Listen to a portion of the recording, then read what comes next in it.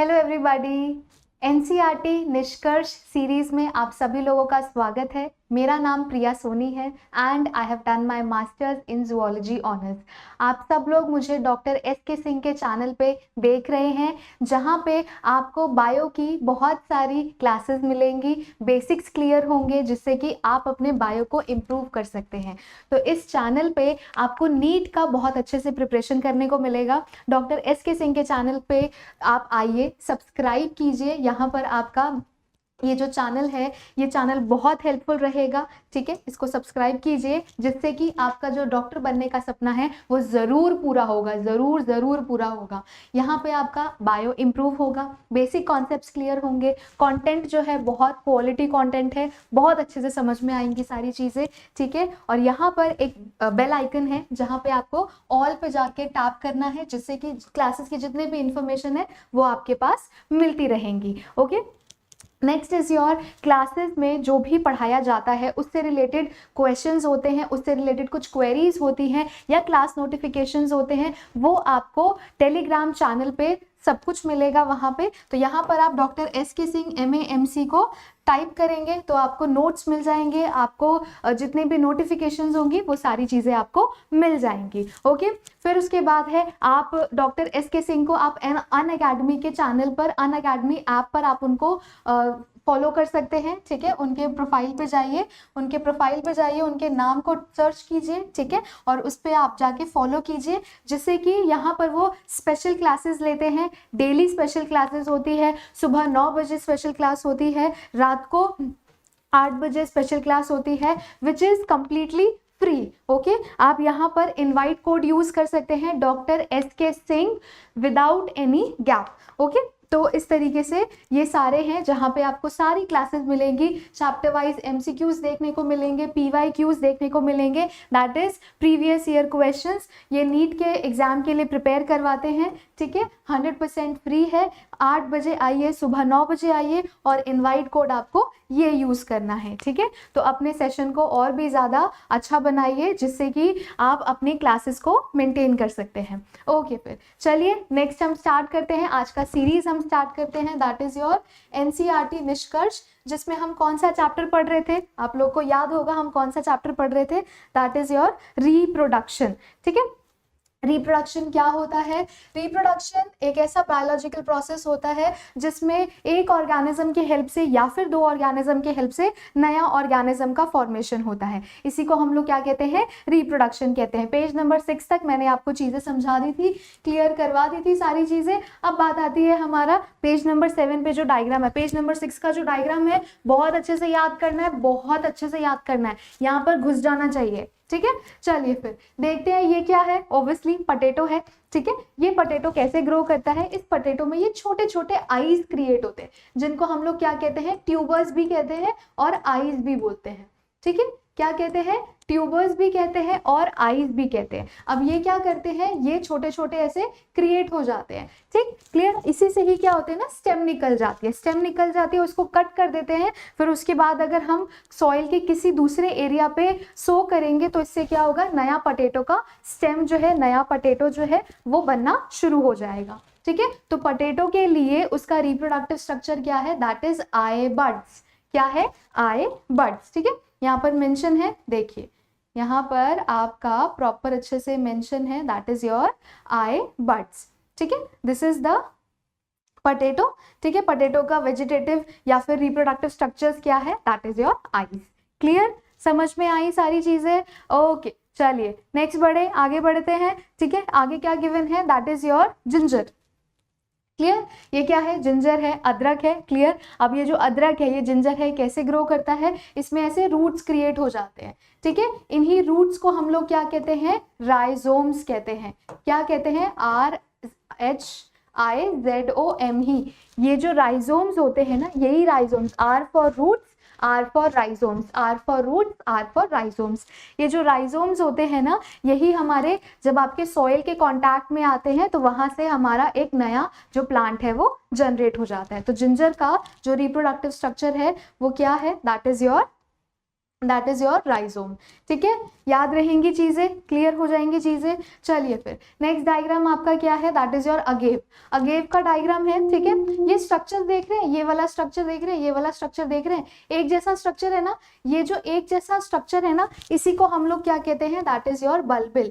कभी एलोवेरा देखा आपने, एलोवेरा में भी तो होता है ना, एक ब्रांच ऐसे निकल जाता है, एक ब्रांच ऐसे निकल जाता है, फिर एक ब्रांच ऐसे, फिर एक ब्रांच आगे से ऐसे निकल जाता है, तो इतने सारे ब्रांचेस निकल जाते हैं ना। सेम वैसे ही ये भी एक एक्वाटिक स्टेम है, एक्वाटिक प्लांट है, जिसमें इस तरीके से ऐसे बहुत सारे क्या हो जाते हैं, स्ट्रक्चर्स निकल जाते हैं। अगर एक स्ट्रक्चर को निकाल के हम दूसरे जगह पे प्लेस करेंगे ना, तो वहां पे और भी बहुत सारे स्ट्रक्चर्स क्रिएट हो जाएंगे।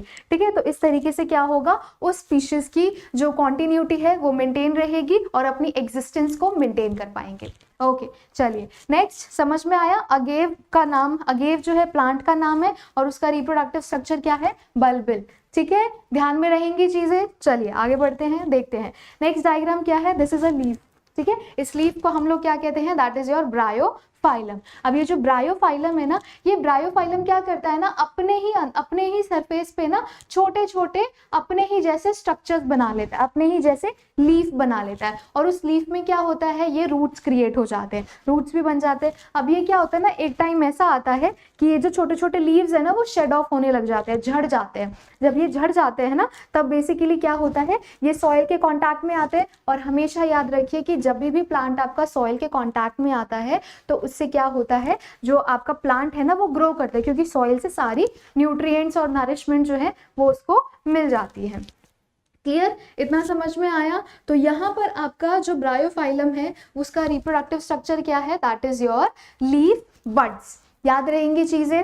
चलिए नेक्स्ट आगे बढ़ते हैं, that is your water hyacinth. Water hyacinth एक और एक्वाटिक प्लांट होता है। ठीक है, इस तरीके से ये आपका क्या है, वाटर हाइसिंथ है, ये आपका प्लांट है, देख रहे हैं, ये आपका प्लांट है, दिस इज द प्लांट। ठीक है, ये जो है ये ब्रांच है, ये ब्रांच को हम लोग क्या कहते हैं, दैट इज द ऑफसेट। यही जो ब्रांच है ना, मीडियम बनता है, ये जितना ज्यादा बढ़ेगा ना, ये जितना ज्यादा, ये जो ब्राउन वाला पोर्शन है ना, ये जितना ज्यादा ऐसे बढ़ेगा ना, उतना ही ज्यादा मीडियम जरिया मिलेगा इस ऑफसेट को ग्रो करने के लिए। ठीक है, तो ये जो ऑफसेट है, वाटर हाइसिंथ का जो रिप्रोडक्टिव स्ट्रक्चर है वो क्या है, दैट इज द ऑफसेट। इससे क्या होगा कि ये अपने प्लांट को बढ़ाएगा। ठीक है, इसको हम अभी यहीं पर ही होल्ड करते हैं, इसके बारे में थोड़ी सी इंफॉर्मेशन और मैं दूंगी, जो कि अभी मैं थोड़ी देर में बताऊंगी आपको। ठीक है, क्लियर, इतना समझ में आया आप लोगों को। चलिए आगे बढ़ते हैं, देखते हैं। कुछ भी डाउट होता है प्लीज कमेंट करके बताइए, प्लीज कमेंट करके बताइए कि हाँ मैम यहाँ डाउट है, ऐसा डाउट है, ऐसी सारी चीजें हैं। ठीक है, समझ में आ रही हैं चीजें, तो बहुत अच्छे से चीजों को याद करिए, लर्न करिए, चीजें अपने आप ही क्लियर होती चली जाएंगी। ठीक है, चलिए नेक्स्ट ये वाला पैरा देखते हैं, पेज नंबर 7 पे जो हमारा पैरा है बहुत इंपॉर्टेंट है। और याद है ना रूल मेरा कि बुक लेके बैठना है और एक हाइलाइटर लेकर बैठना है आपको। ठीक है, चलिए। Members of kingdom fungi and simple plants such as algae reproduce through special asexual reproductive structures। Clear, क्या कह रहे हैं, जो ये फंगस है किंगडम का एक फंगस वाला पार्ट है। ठीक है, ये जो है, और आपको जो सिंपल प्लांट्स होते हैं, ठीक है, ये सिंपल प्लांट्स कैसे प्रोड्यूस करते हैं, through special reproductive structures. Special reproductive structures से क्यों प्रोड्यूस करते हैं, क्योंकि ये बहुत ज़्यादा सिंपल भी नहीं है, क्योंकि ये बहुत ज़्यादा कॉम्प्लेक्स भी नहीं है हमारे जैसे, समझ आए, ये मीडियम है, ये बीच वाले पार्ट है। ठीक है, तो ये क्या करते हैं, कुछ स्पेशल रिप्रोडक्टिव स्ट्रक्चर्स से ये जनरेट होते हैं, अपने जनरेशन को क्रिएट करते हैं। तो इसी को हम लोग क्या कहते हैं, जू स्पोर्स कहते हैं। क्या कहते हैं, जू स्पोर्स, जू स्पोर्स, जू स्पोर्स। क्लियर, तो ये जो मोस्ट कॉमन स्ट्रक्चर्स है, इन्हीं को हम लोग क्या कहते हैं, जू स्पोर्स कहते हैं। ये कैसे होते हैं, माइक्रोस्कोपिक होते हैं। कैसे होते हैं, माइक्रोस्कोपिक मोटाइल स्ट्रक्चर्स होते हैं। मोटाइल का मतलब क्या होता है, क्या होता है बताएंगे सर आप लोग कि मोटाइल का मतलब क्या होता है। मोटाइल का मतलब होता है मूविंग। ठीक है, एक ऐसा स्ट्रक्चर जो मूव कर सकता है, मोटाइल, मोटिलिटी। ठीक है, मैं यहाँ से यहाँ आ रही हूँ तो मतलब कि मेरी बॉडी में मोटिलिटी है। ठीक है, मैं मूव कर सकती हूँ। ठीक है, my body is motile. Clear, समझ में आया। तो ये इस तरीके से, अब यहाँ पर इन्होंने कुछ एग्जाम्पल दे रखे कि वो जू स्पोर्स के, और एग्जाम्पल्स क्या होंगे, वो एग्जाम्पल्स ऑलरेडी हमने पढ़ लिया है पेज नंबर 6 और 7 के डायग्राम्स में। ठीक है, तो वही आपको एग्जाम्पल दे रखा है। कोनिडिया किसका था? पेनिसिलियम का। बर्ड्स किसका था? हाइड्रा का। जेम्यूल्स किसका था? स्पॉन्ज का। तो ये सारे ही क्या होते हैं? ज़ूस्पोर्स होते हैं। क्लियर? समझ में आई चीजें? हाईलाइट कर लीजिए, Penicillium, conidia, hydra, birds, sponge, gemmules, ऐसे रट लीजिए इसको। ठीक है, चलिए फिर देखते हैं अब आगे और क्या दे रखा है। ओके, नेक्स्ट देखते हैं। You have learn about vegetative reproduction in plants, class 11th। Now अब बात आती है आपकी वेजिटेटिव रिप्रोडक्शन क्या होता है। वेजिटेटिव रिप्रोडक्शन क्या होता है? वेजिटेटिव रिप्रोडक्शन एक टाइप का एसेक्सुअल रिप्रोडक्शन होता है। ठीक है, एक टाइप का कैसा रिप्रोडक्शन होता है?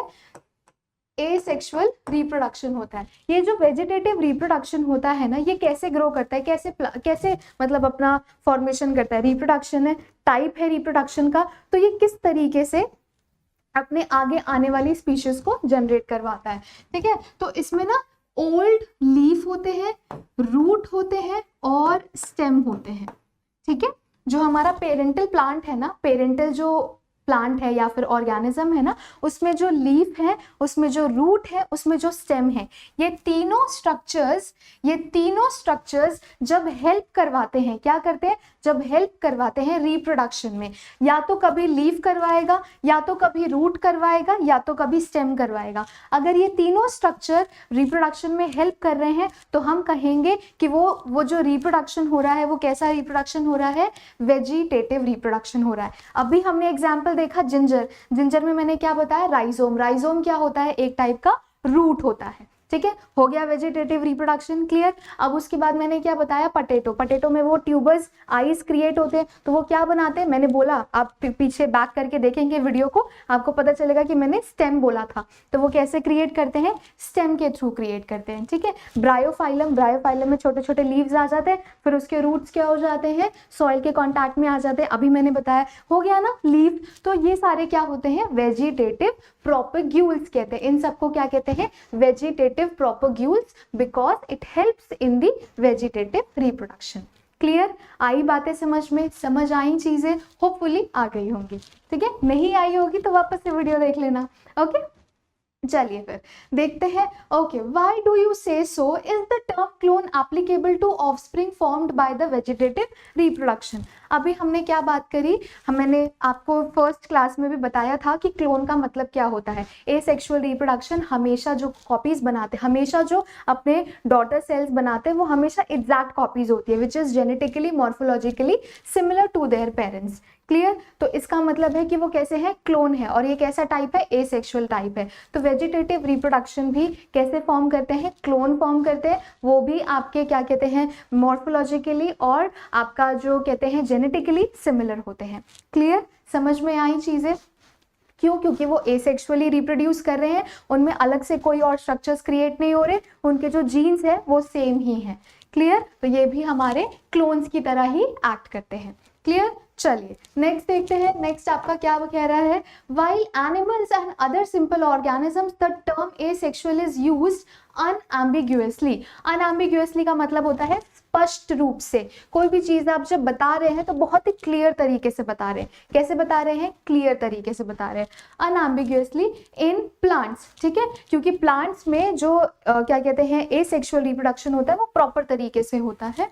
Clear? Okay, the term vegetative animals में क्या होता है ना, एसेक्सुअल रिप्रोडक्शन प्रॉपर तरीके से होता है, जो सिंपल होते हैं। ये लाइन ये कह रहा है कि जो एनिमल्स में सिंपल ऑर्गेनिजम्स होते हैं, सिंपल एनिमल्स होते हैं, वो एसेक्सुअली ही रिप्रोड्यूस करते हैं। क्यों? क्योंकि उनमें कॉम्प्लेक्सिटी नहीं है, उनमें गेमीट्स का फॉर्मेशन नहीं होता। डन? ओके, बट प्लांट्स में देखा गया है the term vegetative reproduction is frequently used. ठीक है, वेजिटेटिव रिप्रोडक्शन क्या बोला मैंने अभी? ऐसा रिप्रोडक्शन जिसमें लीफ, रूट और स्टेम के थ्रू रिप्रोडक्शन हो रहा है, तो वो फ्रीक्वेंटली यूज होता है। जैसे इसी को हम लोग क्या कहते हैं? रनर। ये आपका एग्जाम्पल हो गया, राइजोम एग्जाम्पल हो गया, सकर एग्जाम्पल हो गया, ट्यूबर एग्जाम्पल हो गया, ऑफसेट बल्ब। ठीक है, बल्ब, अनियन में जो बल्ब्स होते हैं वो हो गए। ठीक है, तो ये सारे आपके एग्जाम्पल्स होते हैं। Are all capable of giving rise to new offspring. सबके पास कैपेसिटी होती है कि वो नए ऑफस्प्रिंग को प्रोड्यूस कर सके, और इन्हीं स्ट्रक्चर्स को हम लोग क्या कहते हैं? वेजिटेटिव प्रोपेग्यूल्स कहते हैं। क्लियर, समझ में आई सारी चीजें? तो इस तरीके से आपका ये जो पोर्शन है आपको क्लियर हो गया होगा। तो पेज नंबर 6 और 7 बहुत अच्छे से पढ़ना है, एक एक डायग्राम, एक एक लाइन बहुत अच्छे से पढ़ना है। ओके, और आपको कोई भी डाउट होता है तो प्लीज कमेंट में मुझे कमेंट करिए, जिससे कि मुझे पता चलेगा कि हाँ आपको यहाँ पे डाउट हो रहा है, वहाँ पे डाउट हो रहा है। ठीक है, ओके। सो मिलते हैं नेक्स्ट सीरीज में, नेक्स्ट पार्ट में मिलते हैं। आज का चैनल देखने के लिए, आज का वीडियो देखने के लिए बहुत बहुत thank you so much. Okay, चलिए फिर मिलते हैं नेक्स्ट सेशन में। Bye bye.